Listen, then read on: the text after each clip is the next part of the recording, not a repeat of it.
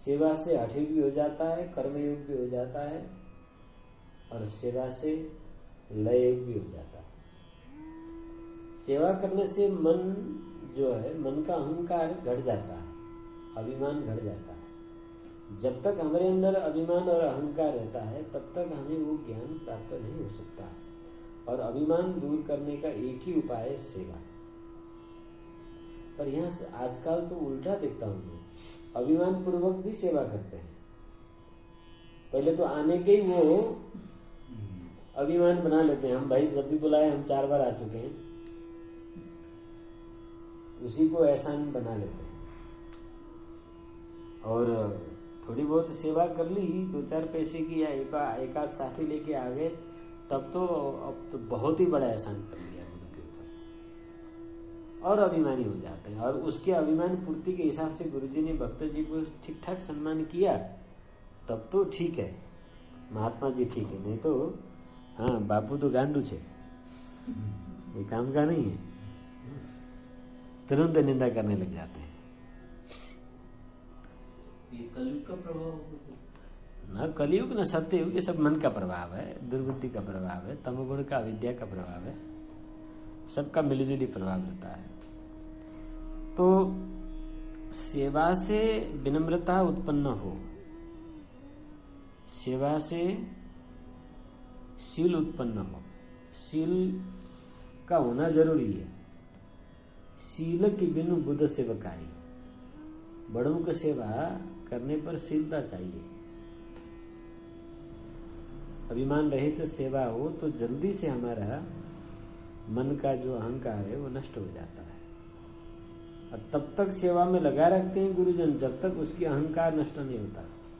झाड़ू लगवाते हैं, गोबर उठवाते हैं, मिट्टी ढोवाते हैं, घास कटवाते हैं, फूल में पानी डलवाते हैं, बर्तन बजवाते हैं। जितना बड़ा अभिमानी होगा उसको उतनी छोटा सेवा देंगे, जितना बड़ा अहंकारी होगा। अब उसकी ज्ञान पिपासु होगा तो फिर कुछ भी करके उस सेवा में शुरू में तो उसको अहंकार आएगा, मैं इसका यहाँ फोकट का नौकर हूं क्या, मैं झाड़ू लगाने के लिए आया हूं, झाड़ू वाला हूं क्या। अगर ऐसा अभिमान आ गया तो गया हाथ से। और नहीं, अभाग्य मन की करने लगा तो करते करते शारीरिक आरोग्यता भी प्राप्त हो जाता है, मन की कलुषता भी मिट जाती है, पाप तीव्र गति से नाश होता है, नाड़ी शोधन हो जाता है और विनीत भाव आ जाता है। और तब तक सेवा करते ही रहना चाहिए, करते ही रहना चाहिए। इसकी कोई लिमिट नहीं होता है कि कितने 6 महीने की सेवा करेंगे, 1 वर्ष की, ऐसा नहीं होता है। वो हमारे अंदर जब तक हमारी अभिमान का टुकड़ा टुकड़ा नहीं हो जाता है तब तक वो गुरु हमारे सेवा लेते ही रहता है, रगड़ते ही रहता है। ऊपर से और ढंग से करो और ऊपर से गालियां मिलती है, अरे तुमने ये बिगाड़ दिया, तुमने ढंग से नहीं किया, ऐसा नहीं किया। हाँ, जो जो सेवा करेंगे त्यों त्यों तुम्हें और अपजश मिलता जाएगा। उसमें विचलित न होकर जो टिक जाता है, बस टिक जाए और सम्मान पूर्वक सेवा हो। गुरुदेव के प्रति वह सम्मान में कभी कम न हो। होता क्या है, सानिध्य में होने से सम्मान घट जाता है, न्यूनता दोष आ जाता है। जैसे तुम्हारे ये क्या, सानिध्य में न्यूनता का दोष आ जाता है, ये नहीं आना चाहिए। पर हम देखते हैं आश्रम में कई लोग आते हैं, 1 साल 1.5 साल 2 साल सेवा करते हैं, कोई 3-4 साल भी सेवा करते हैं। अब उसकी जब कृपा की फल पकने का समय होता है तब उसमें कोई न कोई दुर्बुद्धि आएगा और गुरुदेव में दोष निकालेगा, आश्रम वासियों में दोष निकालेगा, अरे ये आश्रम में ये नियम नहीं है, वो नहीं है, वो नहीं। खुद व्यवस्थापक में बैठा है, व्यवस्था नहीं है, अपनी खुद की व्यवस्था का निंदा करते हुए 4 को भटका के यहाँ कुछ मिलने वाला नहीं भाई, चलो। खुद भी चला जाता है, दूसरे को भी भड़का के बुद्धि भ्रष्ट करके भगा देता है।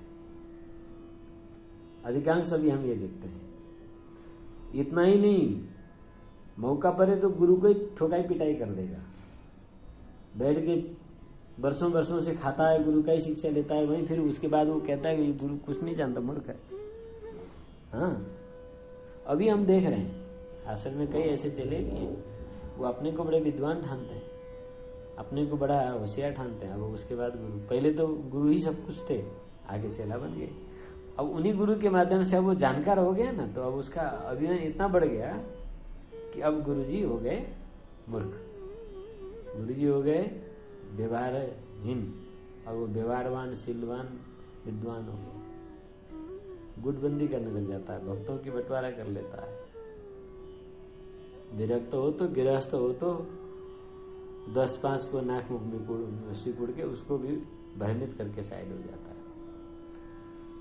यहां तक का नीच लोग हैं 10 साल 15 साल से साथ में रहकर सेवा करके पहले गुण गाता रहता है, उसकी मन की इच्छा पूर्ति नहीं होती तो हमने सोचा था बड़ा अच्छा महात्मा सोच के सेवा की थी, ये तो दरिंदर निकला, पटाख से कह देते हैं। वो भूल जाते हैं नियमित चरण धो के पी रहा था, नमन कर रहा था, तो 10 साल से 15 साल से तुम जान नहीं पाए, और अब 1 मिनट में जान गए दरिंदर करके। तो वो जो किया कराया है खुद की ही बड़ी बेइज्जती है, वो स्वयं की सर्वनाश है। तो यहाँ इस बात को ध्यान रखना होता है। तो तद विद्धि प्रणिपात है ना, सब प्रकार से समर्पित होके परिप्रश्न न सेवया, उनके आश्रम के रूल के अनुसार विनीत भाव से सेवा करना चाहिए, तब हमारे में पात्रता उत्पन्न हो जाता है। सेवा से पात्रता उत्पन्न होता है, तो जैसे जैसे हमें पात्रता उत्पन्न होता जाता है, वैसे वैसे वो ऐसे कोई बैठ के ऐसे तत्वदर्शी ज्ञानी गुरुजन तुम्हें कोई किताब लेके बैठ के क्लास के भांति नहीं पढ़ाते हैं। पढ़ाना तो दूर की बात, पास में बैठा के समझाते भी नहीं है, बस उनकी दृष्टि और तुम्हारी क्रियाकलाप में ही वो ज्ञान उत्पन्न हो जाता है। यहाँ तो ये बड़ी विशेषता की बात है जी। इसमें भी जो हमारी मार्ग है तो शरणागति के मार्ग है, समर्पण के मार्ग है। इस मार्ग में तो मुंह वाणी का विषय तो कुछ है ही नहीं। जो शब्द का वाणी का विषय वो तो शास्त्रों में भरा पड़ा है, प्रवचनकारों ने खूब कर दिया है। यहाँ तो हृदय में उतारने का विषय होता है। हृदय में तब उतरता है जब हम गुरु के हृदय में उतर जाए, तो उनके अनुकूल बन के ही उतरा जाता है।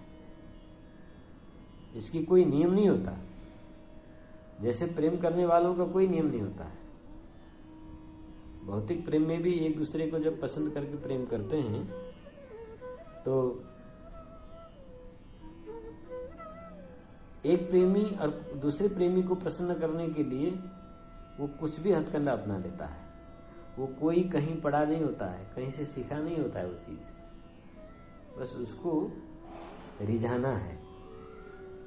चाहे कुछ भी करना पड़े, कोई भी मूल्य देना पड़े, शरीर थक जाए या धन खत्म हो जाए, कुछ भी हो जाए। एक भगत है मेरे, तो इसी प्रकार से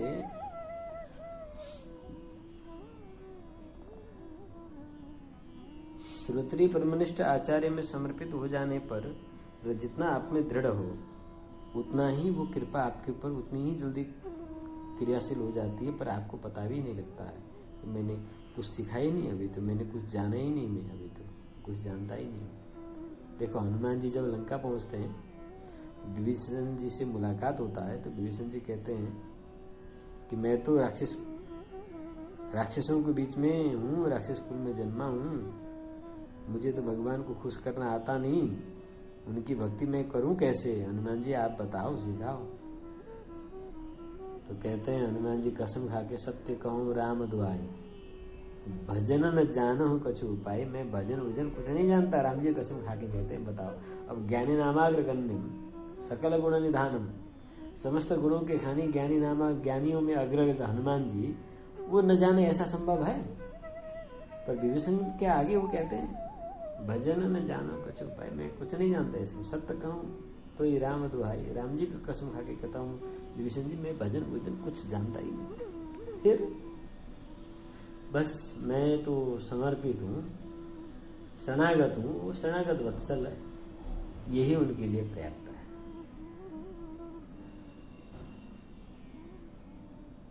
तो बता सकते थे इतने लाख मंत्र जप करो, ऐसे प्राण तानो, ऐसा प्राण छोड़ो, हाथ ऐसा कर लो, राजयोग कर लो, लययोग कर लो, हठयोग कर लो, कुछ भी सिखा देते। हनुमान जी क्या न जानते, सब जानते, पर नहीं, वहां कहते हम नहीं जानते। वो समझता है जाननेपन का अहंकार रहता ही नहीं है उसमें, मैं जानता हूं ऐसा अहंकार रहता ही नहीं। और विनीत भाव में आ जाता है और दीनता में आता है और खुद को असहाय अनभिज्ञ महसूस करता है। असहाय नहीं, अनभिज्ञ, और मैं जानता ही नहीं हूं। तो इस प्रकार से जब हम तत्वदर्शी गुरु के शरण में होते हैं तो हमें निरंतर दिनाचार्य, भोजनाचार्य, जीवनाचार्य ये हमें अभ्यास कराते हैं। सुबह उठने से लेकर रात्रि को शयन से लेकर सुबह उठने तक की हमारी क्रियाकलाप जो है सारी सिस्टम में वो चेंज कर देते हैं कर्म से, और उसी के अंदर में आपके अंदर एक नेचुरल धारणा बन जाता है। पहला तो किसी को दुख न देना, ये आप में वो भाव रक्षित हो जाता है। इधर भी बोला है। दूसरी आप में हानिकारक पदार्थ जिससे मन में तमोगुण उत्पन्न हो, ऐसी वस्तु नहीं खाना है, ये स्वयं भाव उत्पन्न हो जाता है। तो उसमें जीव हिंसक वस्तु तो क्या है, वनस्पति भी जो तमोगुण उत्पन्न करने वाली है, जैसे लहसुन व प्याज आदि, वो भी वो न खाने वाला बन जाता है। न वो हिंसा करता है, न उस तरह की कोई भोजन खाता है, और न वो किसी इस प्रकार का कर्म करता है जिससे दूसरे को कष्ट पहुंचे। उसमें स्वभाव बन जाता है।